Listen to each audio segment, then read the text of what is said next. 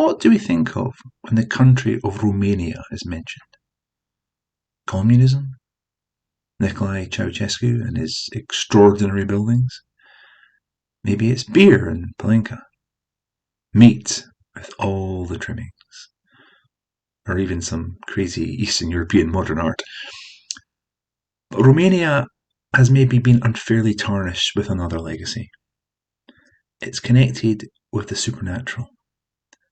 Witches, ghosts, vampires, and of course, Strigoi.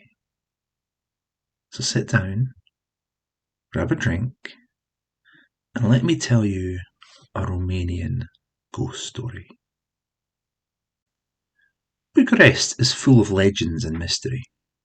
The Devil House is well documented, but this is a tale of woe and heartache, of not one, but two beings who just never seemed to manage to reconcile. In the 1920s, this house was grand. Apparently, a father and daughter lived here happily. The mother had passed away a few years previously, and although devastating, they lived as well as they could. The daughter started courting a young gentleman, and they began to fall in love. But the father started to suffer with what we would now class as mental health issues. He became more withdrawn, a recluse. He started to project his feelings onto her, not letting her out of the house, trapping her in the upper floors of the building. When her lover called by, the father told him she no longer wanted to see him. But unfortunately for us, our damsel in distress, her partner, was no Romeo. He moved on. She was abandoned by him. Eventually, the local authorities intervened, as the father's behaviour became more erratic. He was taken into an institute, meaning now the two most important people in this young lady's life had left her. She was alone. Now, although mental health was not recognised or treated in the way it is today, it was still a condition that was known. The gentleman was released, eventually. But when he returned home, she would not let him in.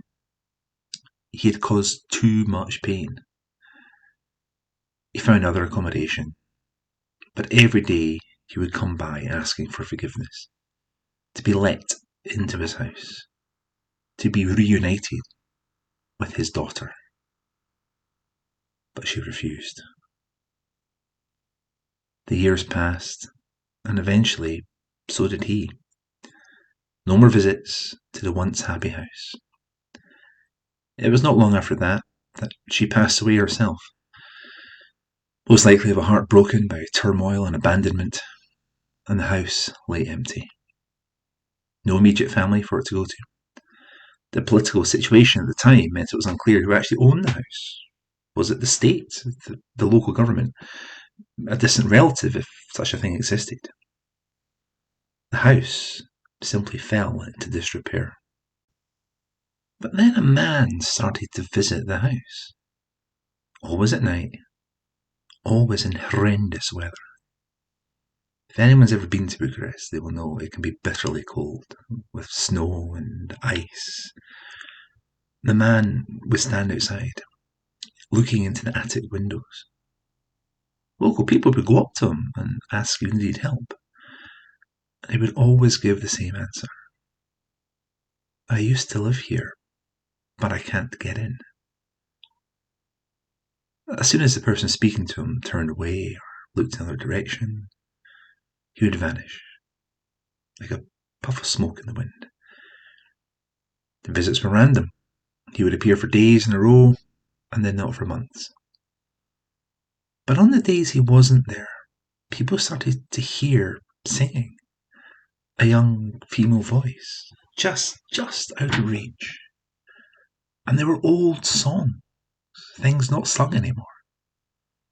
People reported shadows in the windows.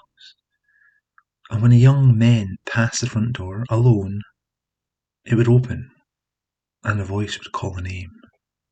Again, just out of earshot. Just unintelligible. Maybe this is all in people's imagination.